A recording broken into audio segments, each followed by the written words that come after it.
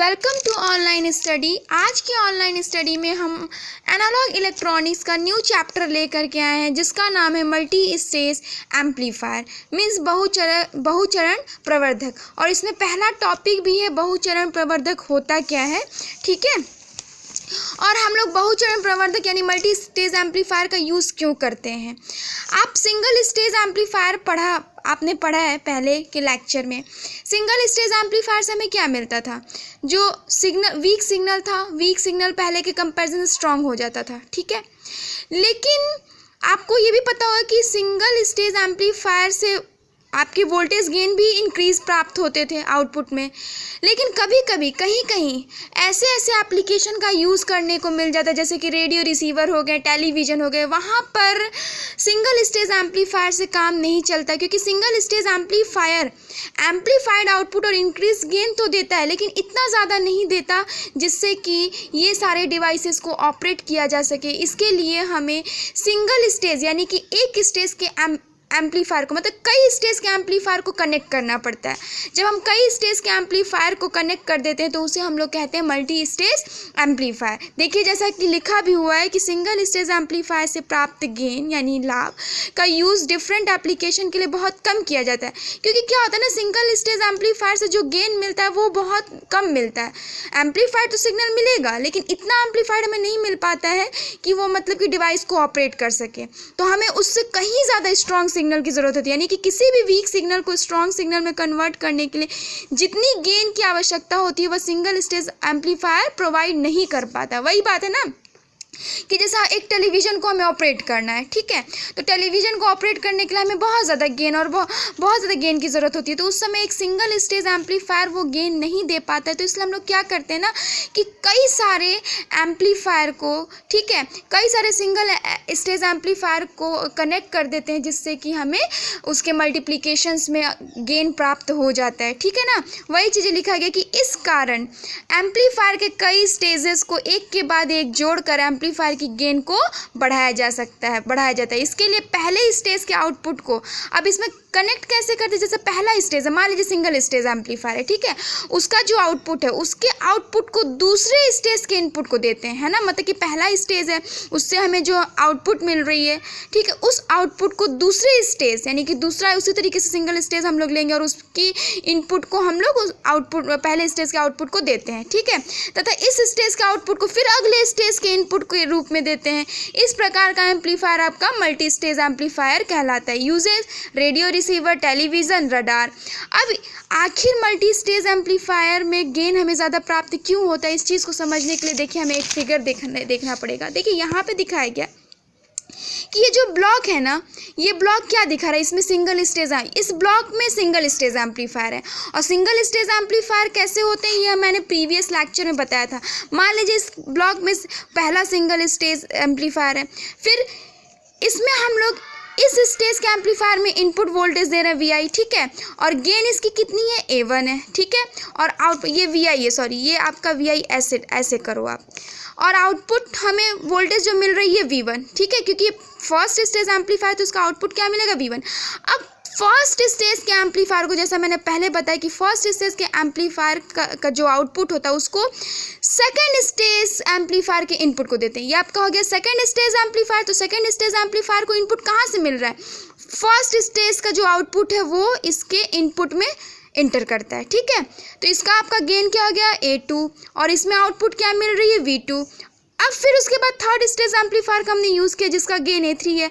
इसका इनपुट कहाँ से मिल रहा है, इसका इनपुट हमें सेकंड स्टेज के आउटपुट से मिल रहा है, यानी कि V2 जो इसका आउटपुट है वो इसके लिए इनपुट का काम करती है और फाइनल हमें आउटपुट मिला। क्योंकि और इस तरीके से देखा जाए तो इसमें जो है थ्री सिंगल स्टेज एम्पलीफायर का यूज़ करके मल्टी स्टेज एम्पलीफायर बनाया गया है। अगर हम लोग फर्स्ट स्टेज की आउटपुट की बात करें तो V1 यानी कि ये V1 is equals to A1 into VI, और A1 अगर गेन की बात करें तो A1 इज इक्वल्स टू क्या हो जाएगा V1 अपॉन VI, है ना, यानी output voltage upon input voltage. Gain ऐसे ही तो निकालते हैं ना, आउटपुट अपॉन इनपुट, आउटपुट क्या हो गया V1 और इनपुट क्या VI, ठीक है। सेकंड स्टेज के आउटपुट की बात करें तो सेकंड स्टेज के output V2 is equals to क्या हो जाएगा A2 इंटू V1 हो जाएगा कि नहीं हो जाएगा। A2 V1 की जगह आप क्या लिखोगे, A1 VI लिख सकते हो आप, A2 A1 VI। अब यहाँ से A2 अगर आपको फाइंड करनी है, या फिर रहने दीजिए अभी, थर्ड स्टेज के आउटपुट कैसे निकालोगे? थर्ड स्टेज के आउटपुट निकालने के लिए V output is equals to V2 into A3। देखिए वही मैंने किया है, V2 into A3 into V2। अब V2 की वैल्यू जो मैंने यहाँ से निकाला है वो आप पुट कर दो A2 A1 VI। अब बच्चों यहाँ पे ध्यान दीजिए, अगर ओवरऑल गेन की बात करें तो ओवरऑल गेन मतलब कि इस पूरे एम्पलीफायर का ओवरऑल गेन आउटपुट वोल्टेज ये हो गया और इनपुट वोल्टेज ये, यानी कि V output upon V input, ये ओवरऑल की बात कर रहे हैं।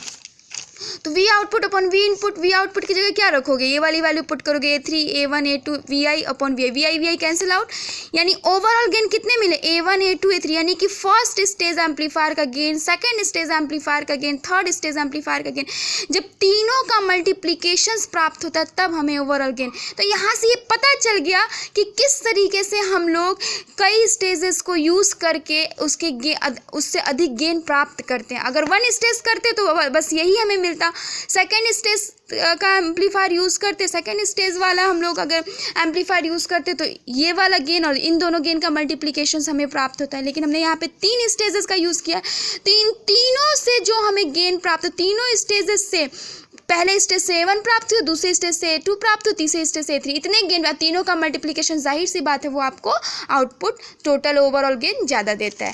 तो ये तो था आपका। इसी तरीके से डेफिनेशन जो मैंने बताया था कि क्या होता है मल्टी स्टेज एम्पलीफायर का, एक ऐसा एम्पलीफायर जिसमें एम्पलीफिकेशन के कई स्टेजेस होते हैं, मल्टी स्टेज एम्पलीफायर कहलाता है। ठीक है, यहाँ से आपको क्लियर हो गया होगा। अब हम लोग आगे पढ़ेंगे कपलिंग। कपलिंग क्या होता है? कपलिंग को हिंदी में युग्मन कहते हैं। ठीक है, अब जैसे बच्चों मल्टी स्टेज एम्पलीफायर में क्या होता है, कई सारे सिंगल स्टेजेस को कनेक्ट करते हैं, लेकिन आपको पता है कि जब एक चीज़ को दूसरी चीज़ से कनेक्ट करते हैं तो कोई ना कोई डिवाइस तो लगाते ही हो, आप कहीं ना कहीं कोई डिवाइस का यूज़ करते हो। तो उसी तरीके से यहाँ भी वही बात होगी कि मल्टी स्टेज एम्पलीफायर प्राप्त करने के लिए एम्पलीफायर के एक स्टेज को अगले स्टेज से जोड़ा जाता है। ठीक है, मतलब एक सिंगल स्टेज को दूसरे सिंगल स्टेज से जोड़ते हो, लेकिन एक स्टेज को अगले स्टेज से जोड़ने के लिए कपलिंग डिवाइस का प्रयोग किया जाता है, यानी कि एक स्टेज को अगले स्टेज से जोड़ने के लिए जिस डिवाइस का यूज़ करते हैं उसे हम लोग क्या कहते हैं? Coupling device. अब बात समझ में आ गई ना कि मल्टी स्टेज एम्पलीफायर का जब यूज़ करते हैं तो एक स्टेज को दूसरे स्टेज, यानी कि एक स्टेज के आउटपुट को दूसरे स्टेज के इनपुट से जोड़ते हैं, लेकिन किसके थ्रू जोड़ते हैं? एक कपलिंग डिवाइस, जिस डिवाइस के थ्रू कनेक्ट करते हैं उसे हम लोग क्या कहते हैं? कपलिंग डिवाइस कहते हैं। ठीक है, ये तो कपलिंग डिवाइस हो गया। अब एक स्टेज को दूसरे स्टेज से किसी कपलिंग डिवाइस से जोड़ने की प्रक्रिया, यानी कि जब हम लोग एक स्टेज को दूसरे स्टेज से कपलिंग डिवाइस के थ्रू जोड़ते हैं तो इस प्रोसेस को हम लोग कहते हैं कपलिंग, यानी इसको कहते हैं युग्मन। ठीक है, ये बात आप लोगों को समझ में आ गई। इस चीज़ को फिगर से भी समझ लीजिए। ये देखिए, मान लीजिए कि फर्स्ट स्टेज एम्पलीफायर है। फर्स्ट स्टेज एम्पलीफायर मतलब कि फर्स्ट स्टेज एम्पलीफायर है, उसको हमने इनपुट दिया। अब इसका जो आउटपुट मिला ना, उस आउटपुट को किससे कनेक्ट करेंगे? डायरेक्ट हम लोग सेकंड स्टेज से नहीं कनेक्ट करते हैं, एक कपलिंग डिवाइस होती है, उसको पहले हम लोग किससे कनेक्ट करते हैं? Coupling device. अब कपलिंग डिवाइस के आउटपुट को किससे कनेक्ट करते हैं?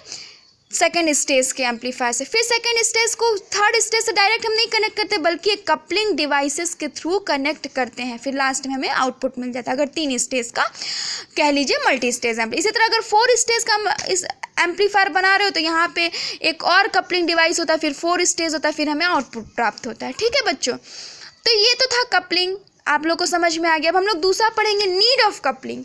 कपलिंग की आवश्यकता होती क्यों है? ठीक है, नीड ऑफ कपलिंग मतलब कि युग्मन की आवश्यकता क्यों होती है?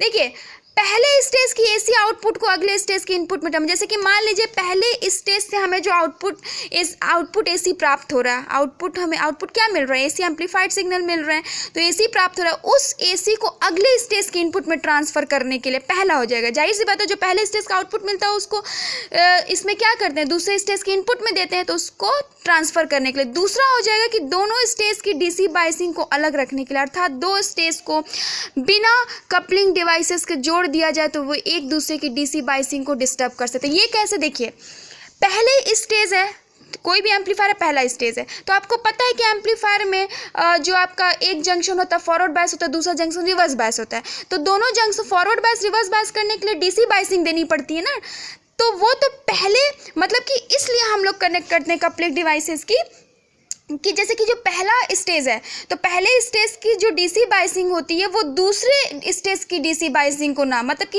एक स्टेज की डीसी बायसिंग अलग हो, दूसरे स्टेज की डीसी बायसिंग अलग हो। ये ऐसा नहीं होना चाहिए कि पहले स्टेज से जो हम लोगों ने डीसी दिया उसको बायसिंग के लिए, तो वो क्या करे, उससे डीसी मिलने लगे और वो दूसरे स्टेज की भी डीसी बायसिंग को इफेक्ट में डालने लगे।